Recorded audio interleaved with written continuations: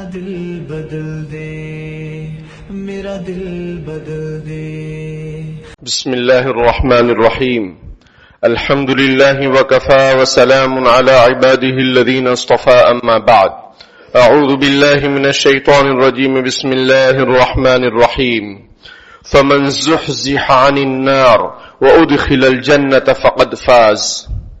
وقال رسول اللہ صلی اللہ علیہ وسلم، سبعة يظلهم الله تعالى في ظله يوم لا ظل إلا ظله، إلى آخر الحديث۔ صدق الله العظيم وصدق رسوله النبي الكريم، اللهم صل على سيدنا محمد وعلى آل سيدنا محمد وبارك وسلم۔ محترم بھائیوں، بزرگوں، اللہ تبارک و تعالی نے ہم سب کو اپنی عبادت کے لیے پیدا فرمایا ہے۔ عبادت کا طریقہ کیا ہوگا، اس کے لیے اللہ تبارک و تعالی نے ہر زمانے میں انبیاء اور رسل کو بھیجا، یہاں تک کہ آخری کڑی حضرت محمد مصطفیٰ صلی اللہ علیہ وسلم کو بھیجا اور نبوت کا سلسلہ ختم فرما دیا۔ ولایت کا سلسلہ قیامت تک جاری رہے گا، یعنی ولی بن سکتے ہیں آپ، نبی نہیں بن سکتے۔ نبوت کا سلسلہ ختم، خاتم الانبیاء والمرسلین حضرت محمد صلی اللہ علیہ وسلم ہیں۔ تو عبادت کے لیے ہم سب کو بنایا ہے، پیدا فرمایا ہے۔ طریقہ کیا ہوگا وہ رسول بتائیں گے، اور رسول نے اپنی امانت کا حق ادا کر دیا، اپنی ذمہ داری کا جو حق تھا وہ پورا مکمل کر کے دکھلا دیا، اور دنیا سے تشریف فرما ہوئے، راہ آخرت کے راہی ہوئے۔ پھر صحابہ اکرام نے یہ ذمہ داری امت کے اندر پہنچائی، صحابہ اکرام، تابعین، تبع تابعین، ائمہ مجتہدین اور علماء، اور قیامت تک یہ سلسلہ جاری رہے گا۔ دو چیزیں ہمیشہ چلتی رہی ہیں، ایک کتاب اللہ اور ایک رجال اللہ۔ اللہ کی کتاب ہمیشہ رہے گی، یعنی امت کے اندر، لوگوں کے اندر، اور رجال اللہ یعنی اللہ کے خاص بندے وہ بھی رہیں گے، کیونکہ وہ تعلیم دیں گے۔ کتاب تھوڑی آپ کو سکھا دے گی، اس کو سکھانے والا کوئی ہونا چاہیے، کوئی ٹیچر ہونا چاہیے، کوئی معلم ہونا چاہیے، اور وہ ہیں علماء قیامت تک کے لیے۔ یہ جو زندگی اللہ نے ہمیں دی ہے، کیا مقصد وہ بتا دیا۔ مقصد زندگی اللہ تعالیٰ کی بندگی، اور پھر آنکھ بند ہونے کے بعد ایک دنیا اور شروع ہوگی جسے برزخ کہا جاتا ہے، موت کے بعد کی زندگی۔ اس کے بعد بھی پھر ایک نیا مرحلہ شروع ہوگا، ایک نئی چیز ہمارے سامنے آئے گی، وہ ہوگا میدان محشر، اور میدان محشر قائم ہوگا ملک شام میں۔ سور پھونکا جائے گا، قرآن میں سب اس کا تذکرہ ہے۔ قیامت کا منظر، اذا زلزلت الارض زلزالہا، جب زمین کو خوب ہلا دیا جائے گا۔ کلا اذا دکت الارض دکا دکا، جب زمین کو ایک دم کوٹ کر برابر کر دیا جائے گا، کوئی اونچ نیچ نہیں۔ آج تو ہم دیکھتے ہیں کہ پہاڑ ہے اور یہ ہے وہ ہے، اونچائی ہے نیچائی ہے، کھائی ہے، لیکن قیامت کا جب منظر ہوگا سب لیول کر دیا جائے گا، سب برابر سرابر کر دیا جائے گا۔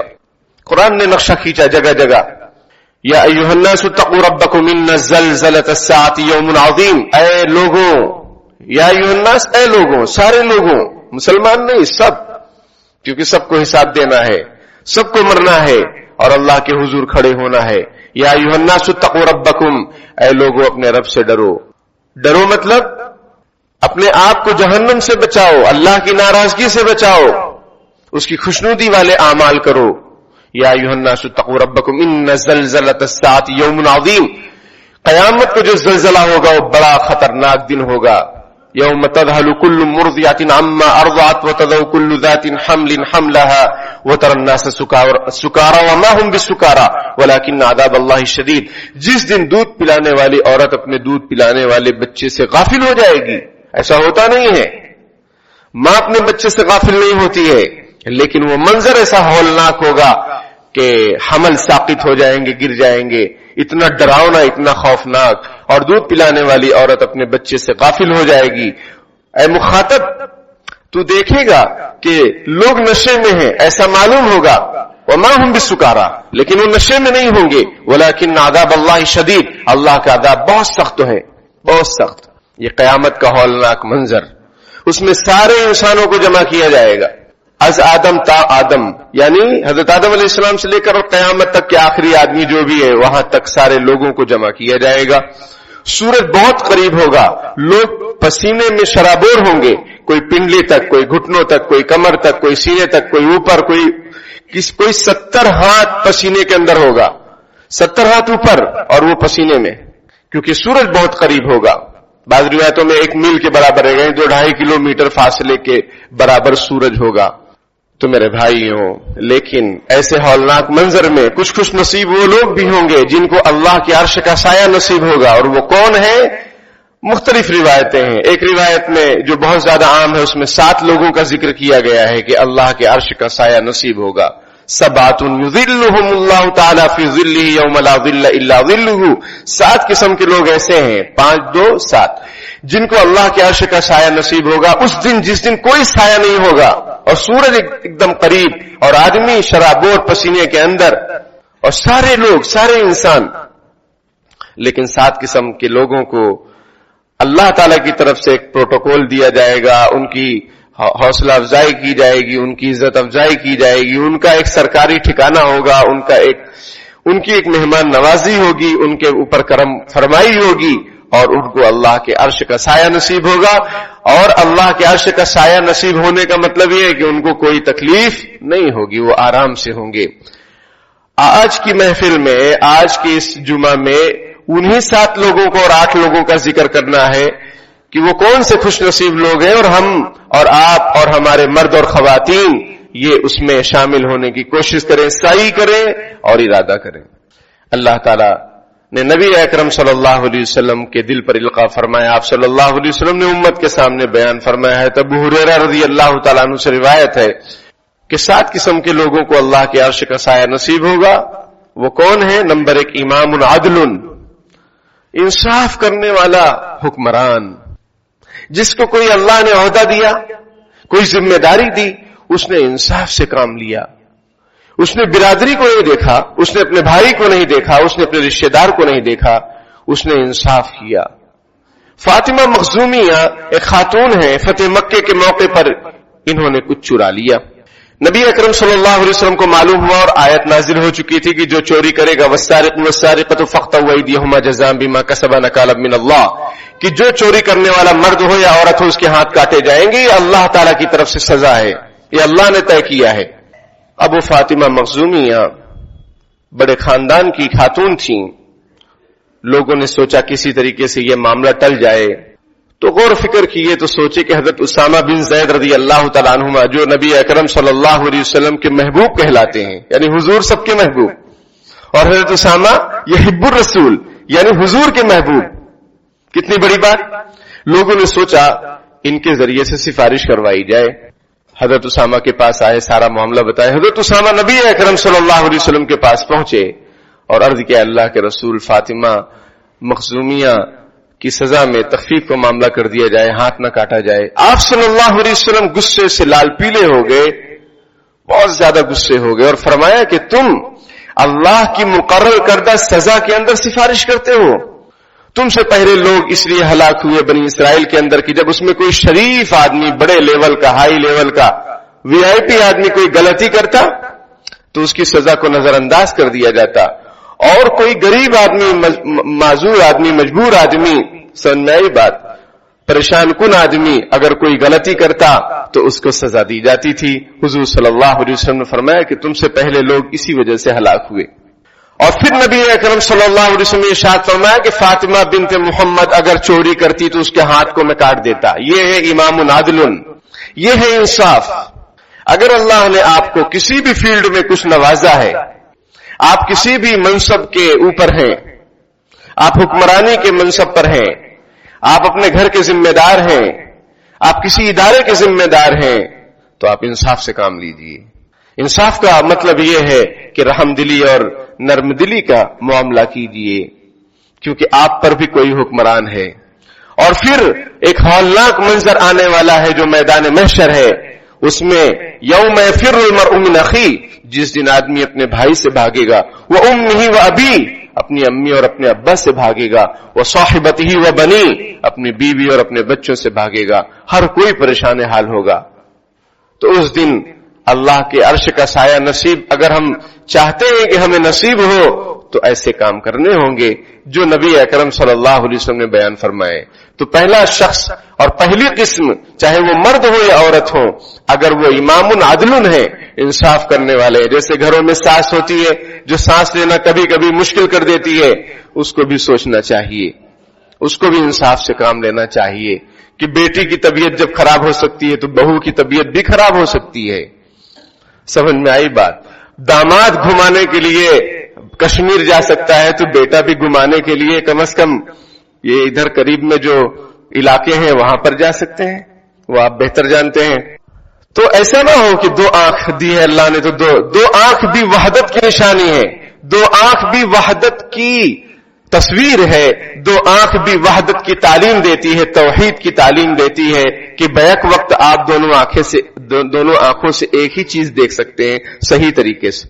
تو یہ دونوں آنکھیں اس بات کی علامت اور نشانی ہے اور تعلیم دیتی ہیں کہ اللہ ایک ہے. دونوں آنکھ توحید کی تعلیم دیتی ہیں. تو دونوں آنکھ سے 2 طرح مت دیکھیے، ایک طرح سے دیکھیے، اور وہ کیا ہے؟ اعدلوا اقرب للتقوى، انصاف قائم کرو، یہ تقوی کے زیادہ قریب ہے. عدل و انصاف. آپ کسی ادارے کے ملازم ہیں، کسی جگہ آپ انتظامیہ میں ہیں، یا پھر آپ اپنے گھر میں ہیں، یا آپ باپ ہیں، والد ہیں، اپنے اولاد میں تفریق مت کیجئے، کسی کو زیادہ دے دیے، کسی کو کم دے دیے، یہ جائز نہیں ہے. برابری کرو. بعض لوگ یہ سمجھتے ہیں کہ زندگی میں بیٹی کو دینا ہے تو بیٹے سے کم دینا ہے. سمجھ میں آئی بات؟ 1/2 دینا ہے اور بیٹے کو ڈبل دینا ہے. یہ میراث کا حکم ہے، انتقال کے بعد یہ قاعدہ قانون جاری ہوتا ہے. زندگی میں اگر آپ اپنی بیٹی اور بیٹے کو دے رہے ہیں، برابر دیجیے. اس کو ہبہ اور ہدیہ اور بخشش کہتے ہیں. تو عدل کیجیے. ہم جس بھی پوزیشن میں ہوں، ہم استاد ہیں، اپنے بچوں، اپنے شاگردوں کے ساتھ انصاف کا معاملہ کریں. آج یہ شکوہ ہے کہ بچوں کے اندر رسپیکٹ نہیں ہے، احترام نہیں ہے اور فلاں چیزیں نہیں ہیں. آپ نے اپنے استاد ہونے کا حق کہاں ادا کیا؟ استاد ہونے کا حق آپ نے کہاں ادا کیا جو آپ کے جو اسٹوڈنٹس ہیں، شاگرد ہیں، وہ شاگرد ہونے کا حق ادا کریں. تو میرے بھائیوں، بزرگوں، ہم جہاں بھی ہوں، جس معاملے میں بھی ہوں، اگر اللہ نے کوئی پوزیشن دی ہے، اس پوزیشن کا صحیح استعمال کریں. امام عدل اگر رہیں گے، بنیں گے تو اللہ کے عرش کا سایہ نصیب ہوگا. نمبر 2، شاب نشأ فی عبادت اللہ، وہ نوجوان جس کی جوانی اللہ کی عبادت میں گزری ہو. نماز کی پابندی، ہو سکے تو تہجد کی پابندی، ہو سکے تو اشراق اور چاشت کی پابندی. نوافل کی پابندی نہیں ہو رہی، فرائض کی پابندی ہو. کم از کم فرائض نہیں چھوٹنے چاہیے جو کمپلسری ہے. اور کسی بھی حال میں نماز معاف نہیں ہے، جنگ میں بھی معاف نہیں ہے. آپ کو حالت جنگ میں بھی نماز پڑھنا ہے، جس کا ذکر قرآن پاک میں 5ویں پارے میں طریقہ بتایا گیا کہ صلاۃ الخوف، خوف کی حالت میں آپ نماز کیسے ادا کریں گے، پورا طریقہ. حضرت حسین رضی اللہ تعالیٰ عنہ نے میدان کربلا میں بھی نماز نہیں چھوڑے. تو اور میرے بھائیوں، بزرگوں، تو وہ نوجوان جس کی جوانی اللہ کی عبادت میں گزری ہو، اس کو بھی اللہ کے عرش کا سایہ نصیب ہوگا. حضرت مولانا حکیم اختر رحمۃ اللہ علیہ فرماتے ہیں، کسی خاکی پہ مت کر خاک اپنی زندگانی کو، جوانی کر فدا اس پر کہ جس نے دی جوانی کو. اللہ نے جوانی دی، اور جوانی گجراتی میں کہتے ہیں جوانی یعنی جانے والی چیز کو. جوانی سے یعنی یہ جوانی جانے والی ہے اور بڑھاپا آنے والا ہے. اور بڑھاپا ضروری نہیں ہے کہ بڑھاپا بھی نصیب ہو جائے. کتنے ہمارے عزیز و اقارب نوجوانی کی حالت میں چل بسے. آئے دن حادثات ہو رہے. اللہ تعالی ہم سب کی حفاظت فرمائے اور گاڑی گھوڑا حساب سے چلائیے. بہت زیادہ جوش خروش میں اور راتوں کو ڈرائیونگ کر رہے ہیں، رات میں 12 بجے کے بعد اور یہ فجر کے وقت تک. یہ تھوڑا ایسا ٹائم ہوتا ہے جس میں نیند کا خمار ہوتا ہے. احتیاط کر لیں، کہیں رک جائیں، کہیں ہوٹل میں رک جائیں، رشتہ دار کے یہاں رک جائیں اور آرام سے پھر سفر کریں. سمجھ میں آئی بات؟ حادثات آئے دن جو ہے نیوز وغیرہ میں یہ چیزیں آ رہی ہیں. اللہ تعالیٰ سب کی حفاظت فرمائے. بہت سارے ہمارے مسلمان بھائیوں کا حادثے میں انتقال وغیرہ بھی ہو گیا. اللہ تعالیٰ سب کی مغفرت فرمائے. شہادت کی موت اللہ تعالیٰ ان کو نصیب فرمائے اور ان کے گھر والوں کو پسماندگان جو ہے ان کو صبر جمیل کی توفیق عطا فرمائے. دل دکھتا ہے، اس لیے اپنی زندگانی کی قدردانی کیجئے. بہت سارے نوجوان قبرستان میں ہیں جو یہ چاہتے تھے کہ ہم بوڑھے ہوں گے پھر حج پہ جائیں گے، عمرے پہ جائیں گے، نماز کی پابندی کریں گے اور داڑھی رکھیں گے، لیکن اللہ پاک نے بلا لیا. کسی کا وقت کچھ طے نہیں ہے، آنا ضرور ہے، موت آ کر رہے گی، لیکن وقت کسی کا طے نہیں. اور طے اس لیے طے نہیں ہے، اس میں ہمارا ہی فائدہ ہے. اگر کسی کو معلوم ہو جائے کہ 40 سال میں انتقال ہوگا، اب بیچارہ روزانہ دیکھے گا کتنے سال ہوئے، کتنے دن ہوئے، 30 سال ہو گئے، 35 سال ہو گئے، 36 سال سے، اور ٹینشن میں اس 40 سال سے پہلے ہی چل بسے گا. تو یہ شریعت نے، اللہ پاک نے ہم پر کرم فرمایا کہ وقت طے ہے، لیکن وقت کون سا ہے وہ نہیں بتلایا. لیکن علامتیں بہت ساری ہیں، نشانیاں بہت ساری ہیں کہ ہاں تمہیں جانا ہے. سمجھ میں آئی بات؟ ہم یہ جو حادثات پیش آتے ہیں اس سے نصیحت حاصل کریں. بہرحال وہ نوجوان جس کی جوانی اللہ کی عبادت میں گزری ہو، راتوں میں جاگ کر موبائل میں، خرافات میں، ادھر بیٹھک میں ادھر بیٹھک میں، کرکٹ کھیل کر، فٹ بال کھیل کر جوانی گزری ہو، اس کی بات نہیں ہے. ابھی سردی کا موسم آیا، اب ہمارے ہاں کچھ نہ کچھ جو ہے کھیل کود شروع ہو جائے گا. اللہ کے بندوں اپنے وقت کی قدردانی کیجیے، دینی محفلیں قائم کیجیے، قراء کرام کو بلائیے. کس کو؟ قاری لوگوں کو بلاؤ. آپ کو قاری نہیں مل رہے، ہم سے رابطہ کرو، ہم بتائیں گے. قاری صاحب لاؤ اور ان کے پروگرام کراؤ، جلسے کراؤ، وہ قرآن پڑھے الگ الگ انداز میں، لوگوں کے دلوں میں اور ہماری نئی نسل کے دلوں میں قرآن کی محبت ہو. نہ پرانی نسل کے اندر قرآن کی عظمت وہ باقی رہی، نہ نئی نسل کو کچھ خبر ہے کہ قرآن کیا ہے. یہ ہماری صورتحال ہے. وہ معزز تھے زمانے میں مسلمان ہو کر، اور تم خوار ہوئے تارک قرآن ہو کر. میرے بھائیوں، قرآن ہماری عبادت، ہماری راتیں، ہمارے دن رات کیسے گزرنی چاہیے اللہ کی عبادت میں. صحابہ اکرام کے بارے میں، بزرگان دین کے بارے میں کہ رات بھر قرآن کی تلاوت کر رہے ہیں، نماز میں تلاوت کر رہے ہیں. ہم لوگ ٹائم ہی نہیں مل پا رہا ہے 24 گھنٹے میں تلاوت کرنے کا. اگر کسی کا معمول صبح میں اگر وہ معمول چھوٹ گیا تو پھر وہ دوسرے دن ہی پڑھے گا. ایسا نہیں ہونا چاہیے. قرآن سے اس قدر دوری کیسے جو ہے امت ترقی کر سکے گی، اور ہم کیسے ہم اپنے ایمان کو بچا سکیں گے اور ایمان کو بڑھا سکیں گے؟ کیسے؟ قرآن سے ہٹ کر کبھی نہیں ہو سکتا ہے. تو میرے بھائیوں بزرگوں، شاب النشأ فی عبادت اللہ، وہ نوجوان جس کی جوانی اللہ کی عبادت میں گزری ہو، دین کے کاموں میں، اللہ کے دین کی سربلندی میں، اصلاح معاشرہ میں جس کی جوانی گزر رہی ہے، وہ پھر اللہ کے عرش کا سایہ اس کو نصیب ہوگا. دیکھیے ایک بات اور یاد رکھیے کہ بعض مرتبہ ہم لوگ، یعنی آدمی کا ایک پرسنل معاملہ ہوتا ہے کہ وہ عمل میں بہت پکا نہیں ہوتا ہے، لیکن ایک تدبیر ہے جس کے کرنے سے آدمی عمل میں پختہ ہو جائے گا. وہ تدبیر کیا ہے؟ وہ تدبیر یہ ہے کہ آپ لوگوں کو اس کام پر بلائیے، لوگوں کو اس کام کی اہمیت بتلائیے کہ بھائی یہ کام کرو، یہ کام کرو، یہ کام صحیح ہے، یہ کام غلط ہے. تو دھیرے دھیرے آپ وہ صحیح کام کرنے والے بن جائیں گے اور غلط کام سے بچنے والے بن جائیں گے.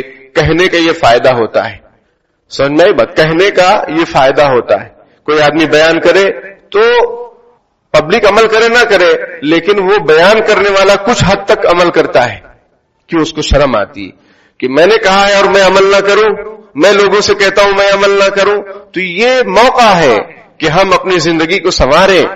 اتنی لمبی لمبی راتیں مل رہی ہیں، ٹائم مل رہا ہے ہم کو، تو دینی محفلیں، قرآن کی محفلیں، حدیث کی محفلیں، مسئلے مسائل کی محفلیں، نماز ہم کو نہیں آتی، نماز سیکھنے کی محفلیں قائم کریں.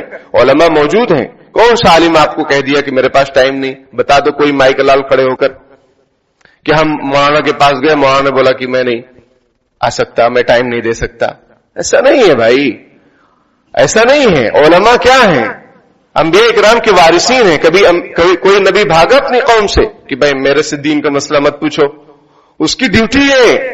جیسے کھانا پینا ضروری ہے، ویسے نبی کی یہ ڈیوٹی ہوتی ہے کہ وہ امت کی رہنمائی کرے.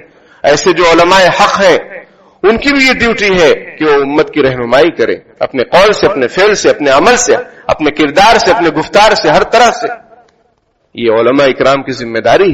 تو میرے بھائیوں، ہمارے شہر میں بہت سارے علماء ہیں، مفتیان اکرام. فائدہ اٹھائیں، فائدہ اٹھائیں. اب آپ کہیں گے کہ بھائی ان میں یہ عیب ہے، ان میں یہ کمی ہے، تو آپ میں کتنا عیب ہے؟ آپ شیخ عبد القادر جیلانی کے زمانے کے نہیں ہیں کہ آپ کو شیخ عبد القادر جیلانی ملیں گے رحمت اللہ علیہ. جس زمانے میں ہو اپنے کو دیکھو. سمجھ میں آئی بات؟ کچھ لوگ رشتہ دیکھنے جاتے ہیں تو بہت خوبصورت یہ وہ، تو علماء نے کہا کہ پہلے اپنے آپ کو بھی دیکھ کر جائیں آئینے میں، رشتہ دیکھنے جائیں جب تو اپنے آپ کو آئینے میں دیکھ کر جائیں، پھر جو ہے کسی کی لڑکی پر کچھ کمنٹ کریں. اپنا ٹھکانہ کچھ نہیں ہے اور چاہیے حور ملے گی جنت میں. سمجھ میں آئی بات؟ تو میرے بھائیوں بزرگوں، اگر چاہتے ہیں کہ اصلاح معاشرہ ہو اور ہم سب عافیت سے جنت میں پہنچ جائیں تو یہ کرنے والے کام کیجئے. کھیل کود بے شک وہ بھی ضروری ہے، لیکن اتنا کھیل کود کہ دین کی کوئی فکر نہیں، قرآن کی کوئی فکر نہیں، اپنی نسلوں کی کوئی فکر نہیں، اپنے معاشرے کی کوئی فکر نہیں. حالات یہ ہے کہ زنا بڑھتا جا رہا ہے، بے حیائی بڑھتی جا رہی ہے. تو یہ کیسے ہوگا؟ یہ ختم کیسے ہوگا؟ یہ تلقین سے، اللہ رسول کے پیغام سے، اور جلدی شادی کرنے سے. تاخیر کریں گے شادی میں آفتیں آئیں گی. بہرحال وہ ایک مستقل ٹاپک ہے، پھر کبھی انشاءاللہ. شاب النشأ فی عبادت اللہ. ہم اپنے نوجوانوں کو دیکھیں، فجر میں نوجوان خال نظر آتے ہیں، یعنی 1 2 4 بس. اور بھی آگے مجمع میں کوئی پروگرام ہو دینی بہت کم نظر آتے ہیں. یہ کہاں ہے؟ تو یہ تربیت کا موقع ہے. زندگی سمجھو جو اللہ نے ہمیں دی ہے بہت قیمتی ہے، پتہ نہیں کل ہو نہ ہو. سمجھ میں آئی بس؟ غنیمت سمجھ زندگی کی بہار کی، آنا نہ ہوگا یہاں بار بار. کل نہ آیا کبھی، کل نہ آیا کبھی اور نہ آئے گا کل تو کیا ایک پل کا بھروسہ نہیں. سوچتے کل کر لیں گے، پرسوں کر لیں گے، اور اسی میں چل بستے ہیں. شاب النشأ فی عبادت اللہ، وہ نوجوان جس کی نوجوانی اللہ کی عبادت میں، اللہ کی رضا کے کاموں میں گزرے. یہ بھی ایک غلط فہمی ذہن سے نکال دے کہ صرف جو ہے ہم اپنا عبادت کرتے رہیں گے، نماز پڑھتے رہیں گے، دوسروں سے کیا لینا دینا. ایسا نہیں ہے، یہ دین ہے ہی نہیں. آپ اکیلے اپنی اگر 1.5 اینٹ کی مسجد بنا رہے ہیں، آپ سچے پکے مسلمان نہیں ہیں. آپ کا امت سے کوئی تعلق نہیں ہے. آپ کا محمد رسول اللہ صلی اللہ علیہ وسلم سے کوئی تعلق نہیں. محمد رسول اللہ صلی اللہ علیہ وسلم نے اپنی 1.5 اینٹ کی مسجد بنائی، پوری امت کی فکر کی، پوری امت کا درد تھا، سب کے لیے روتے تھے. یہ جذبہ ہونا چاہیے اور دین کا کام کرنا چاہیے. تو ایسا نہیں کہ بعد نوجوان یہ سوچے کہ چلو بھائی ہم تسبیح پڑھ لیتے ہیں، ہم نماز پڑھ لیتے ہیں، ہمیں دوسروں سے کیا لینا دینا ہے. تو دوسرے سے لینا دینا کس کو ہے پھر؟ حکومت کو یا کسی اور کو؟ غیروں کو. غیر تو یہ چاہ رہے ہیں کہ تم کو کافر بنا کر چھوڑے. ان کا ایسے سلیبس آ رہے ہیں، ایسے ان کی تمام ترتیبیں اور ترکیبیں چل رہی ہیں کہ تمہارے بچے تمہارے نہ رہیں، ہمارے ہو جائیں. تو ان فکر کون کرے گا؟ ہم سب کی ذمہ داری ہے. تو یہ بھی موسم جو ہے، یہ موسم ہمیں سبق دے رہا ہے کہ ہم وقت کو غنیمت جانیں. جگہ جگہ اصلاح معاشرے کے پروگرام کروائیں. علماء تیار ہیں، آپ جاؤ تو صحیح. کوئی نہیں، ہم تیار ہیں. کسی کی بات ہم نہیں کر رہے ہیں، اپنی بات کر رہے ہیں. جہاں چاہیے لے جائیے، ہم تیار ہیں. بھائی عالم کے لیے، صرف جامع مسجد کے لیے تھوڑی ہے، عالم کے لیے، پوری دنیا کے لیے ہے.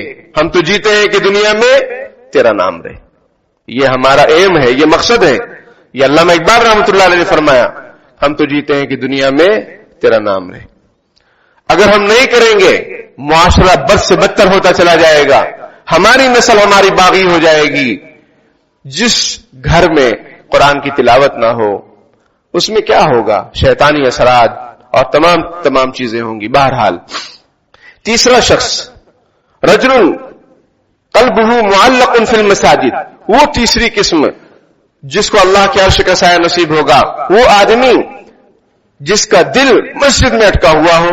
نماز پڑھنے آیا، اب کاروبار میں گیا، بس مسجد کی یاد آ رہی ہے کہ کب اللہ کے دربار میں پھر سے حاضری ہو جائے، کب شرب سجود ہونے کا موقع ملے. سمجھ میں آئی بات؟ کب اللہ کے گھر میں آ جائے. جیسے مچھلی کے لیے پانی ضروری ہے، مومن کے لیے مسجد اسی طریقے سے ہے. اسی طریقے سے کہ مچھلی جل کی رانی ہے، جیون اس کا پانی ہے. تو مومن کے لیے مسجد ایک آب حیات ہے، ایک روحانی تسکین کا ذریعہ ہے. اور آج باطل کی نگاہیں ہماری مساجد پر، ہماری مقابر پر، ہمارے مزاروں پر، قبروں پر بہت تیزی کے ساتھ گڑی ہوئی ہے. اگر ہم اس کی حفاظت نہیں کریں گے تو کون حفاظت کرے گا؟ برباد گلستان کرنے کو بس ایک ہی الو کافی ہے. ہر شاخ پہ الو بیٹھا ہے، انجام گلستان کیا ہوگا؟ سوچنا چاہیے.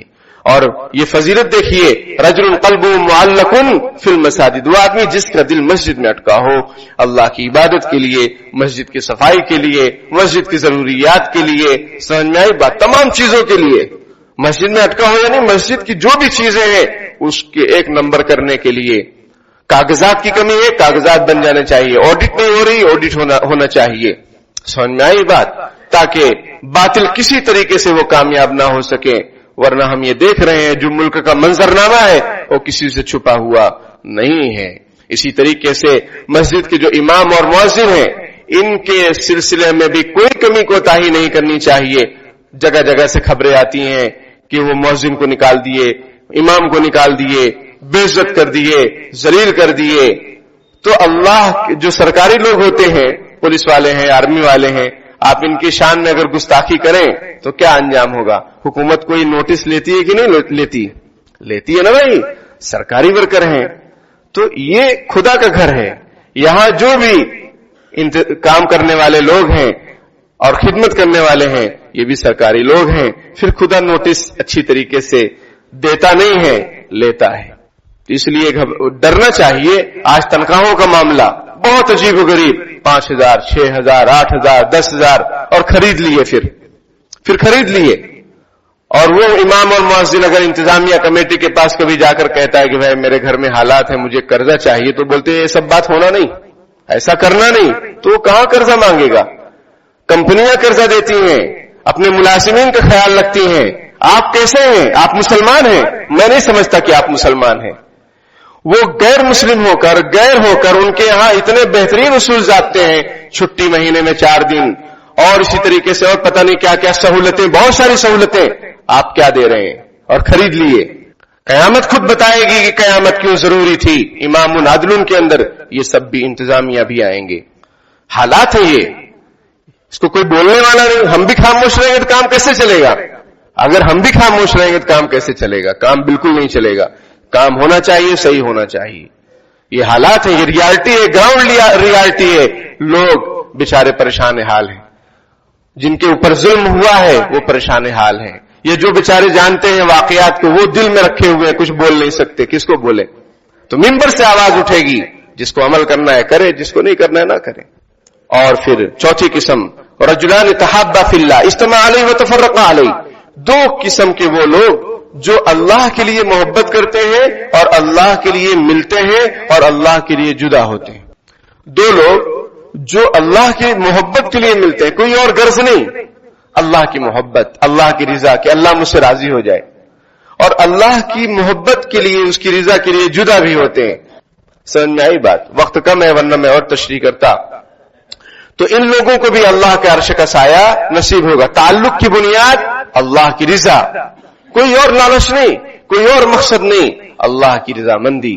کسی سے بھی تعلق ہے، اللہ راضی ہو جائے، تو پھر ان کو بھی کیا ہوگا؟ اللہ کے عرش کا سایہ نصیب ہوگا۔ اسی طریقے سے وہ آدمی جس کو خوبصورت عورت، منصب والی عورت وہ بلائے کہ کم ہیئر، وہ کہے نو پلیز، وہ پوچھے کیا وجہ، وہ کہے خوف خدا۔ بات سمجھ گئے؟ خوبصورت عورت اس کو کہے کہ مجھ سے غلط کام کر لو، اور وہ کہے نہیں، میں اللہ، انی اخاف اللہ، میں خدا سے ڈرتا ہوں، میرا خدا میرے ساتھ ہے، میں یہ غلط کام نہیں کر سکتا ہوں۔ ایسے شخص کو بھی اللہ کے عرش کا سایہ نصیب ہوگا۔ چھٹی قسم، وہ آدمی جو صدقہ خیرات کرتا ہے اس انداز سے کہ داہنے ہاتھ سے کچھ دیا، بائیں ہاتھ کو پتہ ہی نہیں چلا۔ اور آج فوٹو کھچا کر، فوٹو کھچانا بھی کسی حد تک جو ہے کبھی کبھی ضروری ہوتا ہے کہ لوگوں میں ترغیب ہو، لیکن سامنے والے کی عزت نفس کا خیال رکھتے ہوئے اس کی فوٹو کیوں لے رہے ہیں؟ وہاں پر بلیک کرو، اس کی یعنی جس کی آپ مدد کر رہے ہیں اس کی فوٹو شائع مت کرو، سامنے والے کو شرمندگی۔ آپ کی شائع کر دیں تو کہ یہ لے رہے ہیں دیکھو مجھ سے، تو آپ کو برا لگے گا نا، تو آپ وہ کام کیوں کر رہے ہیں جو دوسرے کو برا لگے؟ وہ شخص مومن نہیں جو دوسرے کے لیے وہ پسند نہ کرے جو اپنے لیے پسند کرتا ہے۔ سمجھ میں آئی بات؟ اپنے لیے جو پسند کرتے ہیں وہی دوسرے کے لیے پسند کرے۔ بس 1 منٹ میں اور بات ختم کرتے ہیں۔ تو صدقہ خیرات، نہ یہ کہ گائیں بتائیں کہ ہم نے دیا، ہم نے کیا، ہم نے وہ کیا، سمجھ میں آئی بات؟ لوگوں میں چرچا کریں، یا ایھا الذین آمنوا لا تبطلوا صدقاتکم بالمن والاذی، اے ایمان والو اپنے صدقہ خیرات کو باطل مت کرو، بیکار مت کرو، ضائع مت کرو، احسان جتلا کر، تکلیف پہنچا کر، کہ کسی کو دیے تو اس کو تکلیف پہنچا رہے ہیں کہ میں نے تم کو دیا چلو میرا یہ کام کرو، احسان جتلا دیے کہ ہم نے تیرے ساتھ یہ کیا یہ کیا یہ کیا، تیرے کو پڑھایا لکھایا بڑا کیا وغیرہ وغیرہ، سب صدقہ خیرات بیکار، قرآن کہہ رہا ہے۔ ساتویں قسم وَرَجُلٌ ذَكَرَ اللَّهَ خَالِيًا فَفَاضَتْ عَيْنَاهُ، ساتویں قسم وہ آدمی جو تنہائی میں اللہ کا ذکر کرے اور پھر اسے اپنے گناہ یاد آنے لگے، اپنی کمی کوتاہی یاد آنے لگے اور پھر اس کی آنکھوں سے آنسو بہ پڑے، ایسے شخص کو چاہے مرد ہو عورت ہو، یہ ساتوں قسم میں جو بھی ہو، سب کو اللہ کے عرش کا سایہ نصیب ہوگا، جس دن کوئی سایہ نہیں ہوگا اللہ کے عرش کے سائے کے سوا۔ تو تنہائی میں اللہ کا ذکر بھی کرنا چاہیے، تسبیح بھی پڑھنی چاہیے تنہائی میں۔ ہم لوگ پڑھتے ہی نہیں، سو گئے، موبائل میں ہے، ایسا نہیں، تنہائی کا وقت نکالیے، لا حلوہ بلا خلوہ۔ عبادت کی مٹھاس چاہتے ہیں، ایمان کی مٹھاس چاہتے ہیں تو تنہائی اختیار کرنی پڑے گی اور اس میں اللہ کا ذکر کرنا ہوگا، تو آپ کی زندگی سنور جائے گی اور ایمان کی لذت اور مٹھاس محسوس ہوگی۔ اللہ پاک کہنے سننے سے زیادہ عمل کی توفیق عطا فرمائے، آمین۔ وآخر دعوانا الحمدللہ رب العالمین۔ بسم اللہ الرحمن الرحیم۔ اللهم لا احصي ثناء عليك انت كما اثنيت على نفسك اللهم لك الحمد كله ولك الشكر كله واليك يرجع الامر كله اللهم صل على سيدنا محمد وعلى ال سيدنا مولانا محمد وبارك وسلم۔ ربنا آتنا في الدنيا حسنة وفي الآخرة حسنة وقنا عذاب النار رب ارحمهما كما ربياني صغيرا ربنا اغفر لي ولوالدي ولأساتذتي ولمشايخي وللمؤمنين يوم يقوم الحساب رب اغفر وارحم وانت خير الراحمين۔ پیارے اللہ ہم ظاہر میں آپ کے بندے، حقیقت میں نہایت گندے ہیں، پیارے اللہ ہمیں بندگی کا سلیقہ عطا فرما دیجئے، شرمندگی والے کاموں سے ہماری حفاظت فرما دیجئے۔ پیارے اللہ یہ ہاتھ اٹھائے جانے کے قابل نہیں ہیں، لیکن آپ سے نہ مانگے تو کس سے مانگے؟ آپ کے سوا ہمارا کوئی رب نہیں اور آپ کے در کے سوا کوئی در نہیں اور آپ کے گھر کے سوا کوئی گھر نہیں۔ پیارے اللہ ہمیں اپنا بنا لیجئے، اپنی محبت و معرفت سے نواز دیجئے، نفس و شیطان کے مکر و فریب سے ہماری حفاظت فرما دیجئے، برے دن سے، بری رات سے، برے خاتمے سے ہماری حفاظت فرما دیجئے، خاتمہ بالخیر نصیب فرما دیجئے، کلمے والی شہادت والی موت نصیب فرما دیجئے۔ پیارے اللہ دین کی سربلندی کی جو بھی کوششیں کی جا رہی ہیں تمام کوششوں کو قبول فرما لیجئے، تمام افراد کی حفاظت فرما لیجئے۔ پیارے اللہ ہماری نسلوں کو، ہم سب کو دین کی خدمت کے لیے قبول فرما لیجئے۔ پیارے اللہ اعلاء کلمت اللہ کے لیے قبول فرما لیجئے، وقت کی قدردانی کی توفیق عطا فرما دیجئے۔ پیارے اللہ اپنے موسم سرما بہترین موسم عطا فرمایا ہے، اس کی قدردانی کی توفیق عطا فرما دیجئے۔ پیارے اللہ جن لوگوں کا انتقال ہو گیا حادثے میں یا جیسے بھی جن لوگوں کا انتقال ہو گیا، سب کی مغفرت فرما دیجئے، سب کے درجات کو بلند فرما دیجئے، ہمارے تمام مرحومین کی مغفرت فرما دیجئے۔ پیارے اللہ ان کی قبروں کو نور سے منور فرما دیجئے، پسماندگان کو صبر جمیل کی توفیق عطا فرما دیجئے۔ ہم سب کو مرنا ہے، موت سے پہلے موت کی تیاری کرنے کی توفیق عطا فرما دیجئے۔ پیارے اللہ ہماری قبر کو جنت کا باغیچہ بنا دیجئے، میدان محشر میں آپ کے عرش کا سایہ نصیب فرما دیجئے۔ پیارے اللہ جن خوش نصیبوں کا تذکرہ ہوا پیارے اللہ ان خوش نصیبوں میں ہمیں بھی شامل فرما لیجئے، ہماری نسلوں کو، پوری امت مسلمہ کو قبول فرما لیجئے۔ پیارے اللہ جو بیمار ہیں ان کو شفا کامل عطا فرما دیجئے، جو مقروض ہیں غیر سے ان کے قرضوں کی ادائیگی کی شکلیں پیدا فرما دیجئے، جو ناجائز قید و بند میں پکڑے ہوئے جکڑے ہوئے ہیں باعزت انہیں رہائی نصیب فرما دیجئے، ہمارے تینوں حرم پاک کی حفاظت فرما دیجئے، مسجد اقصی کی حفاظت فرما لیجئے۔ پیارے اللہ فلسطین اور غزہ کے لوگوں کی جان مال عزت آبرو کی حفاظت فرما لیجئے، ہمارے اس وطن عزیز کی حفاظت فرما دیجئے۔